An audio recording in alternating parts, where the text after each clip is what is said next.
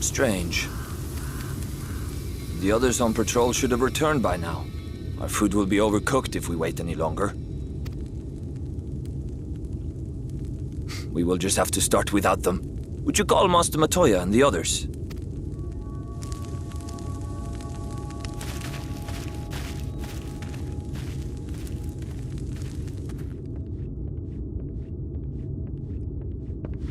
I tire of these games, Urianger. Why do you pretend you cannot see it?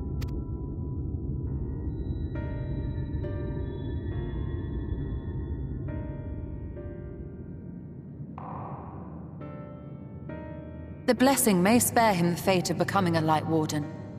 But you cannot be blind to the nascent corruption. He is not as he was in the Source.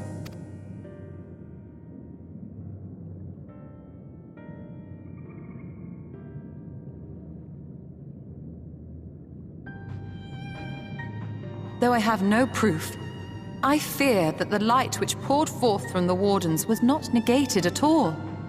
I fear it was absorbed, that he has been suffused with their light.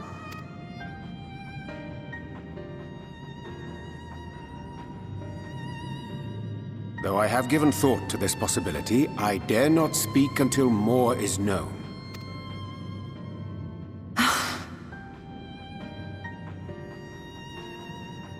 By the time you deign to enlighten us, it may be too late, if it is not already.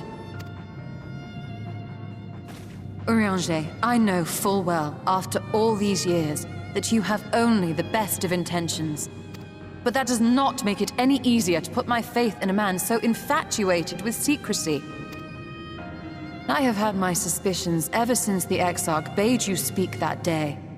But now I must ask. The 8th Umbral Calamity and all that followed. Everything you claim to have seen. Did you?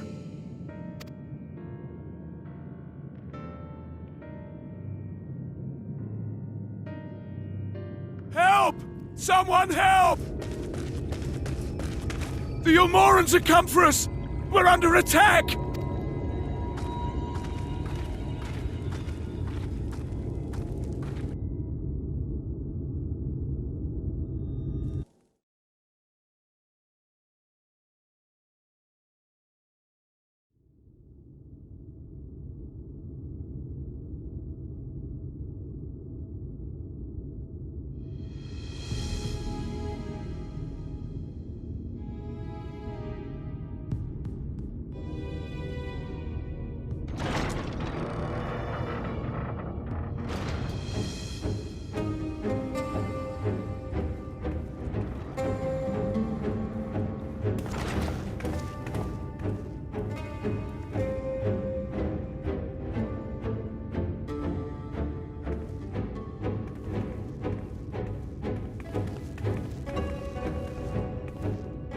Lord Forthry, how good it is to see you.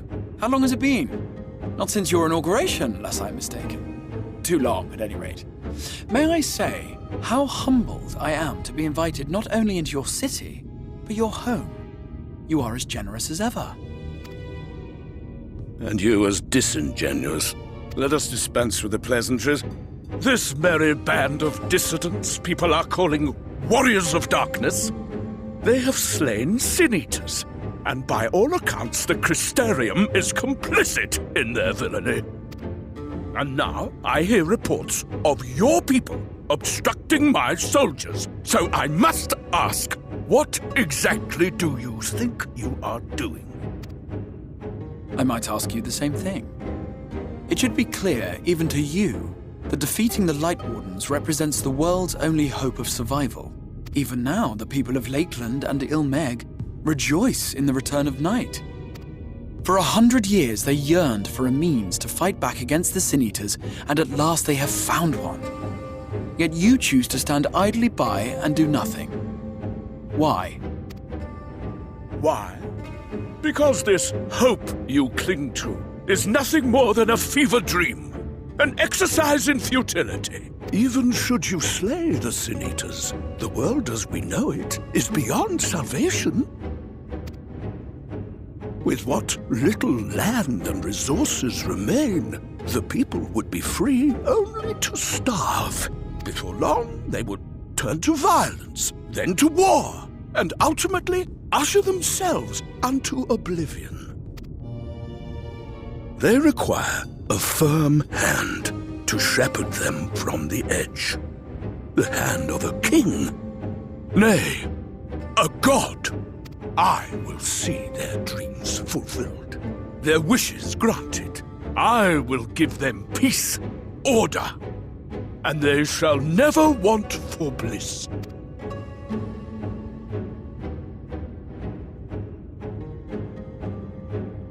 Men are fickle creatures who entertain vague ideals without the faintest notion what they cost. But a little fear can go a long way towards helping them realize what it is they truly need. Sanctuary. And they shall find none in this world save that which I afford them. That is why the Sin Eaters exist.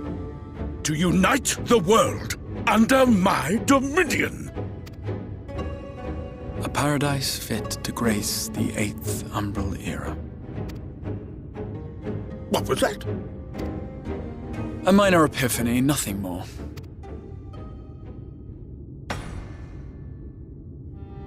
You have always held sway over those around you. Those who defy you must submit or die. What sits before me is the inevitable result of bloated privilege and unchecked power. But man is more resilient than you think.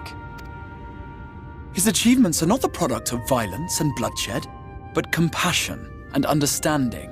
This calamity is but another crisis to be overcome. And we will, once we eliminate the Sin Eaters. You poor deluded fool. These people care not for the morrow. They care only for the now, and the contentment they lack. What good is a paradise to them if it is 1,000 years in the making, or even 100? You underestimate them, Lord Thorthry.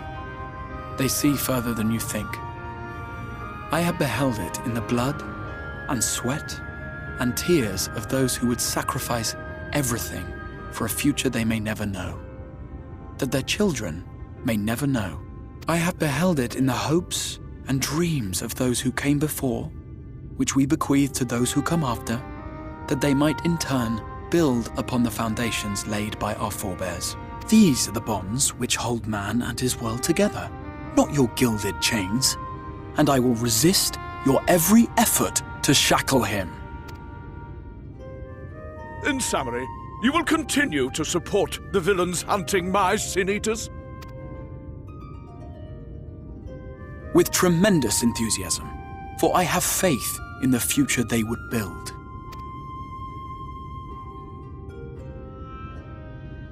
Why do I even bother? Fools, the lot of you! So naive! So painfully predictable! Did you imagine I did not know your mind? That I would wait until after this meeting to dispatch my forces? Even as we speak, they march to the Sin Eaters' defense. Insurrection will not be tolerated! The people of this world are mine to rule, mine to command. And you are no exception!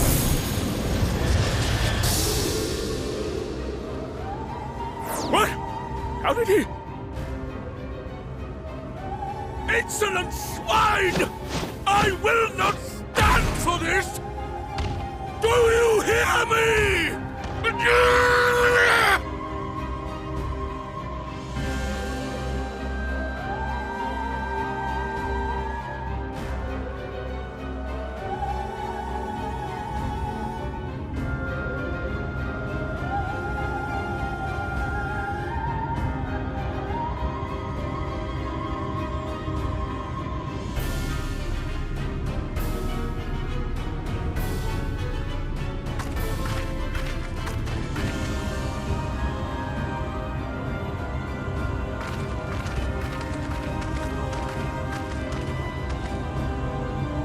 You speak for the Knights Blessed? I do. I presume that is your doing. If you have come to parley, I must insist that you first return him to us. You're in no position to make demands.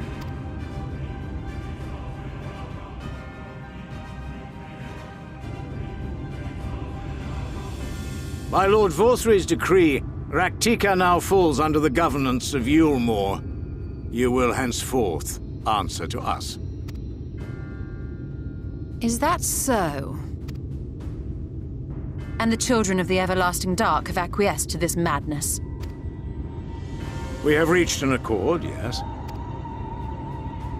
Too many times have the Knights Blessed shunned Yulmore's overtures of friendship. The risk that you harbor hostile intentions has grown too great to ignore. Therefore, his lordship has claimed dominion over this forest and bestowed executive authority upon the children of the Everlasting Dark. In his wisdom, Lord Vorthry has agreed to recognize ours as the only permissible expression of dark worship. It's one true faith. You and your false creed are a blight on these woods. A foul, unholy corruption that must be cleansed. Little wonder the Warrior of Darkness visits both Lakeland and Ilmeg, yet shuns Raktika. Your perverted teachings hold blessed shadow at bay.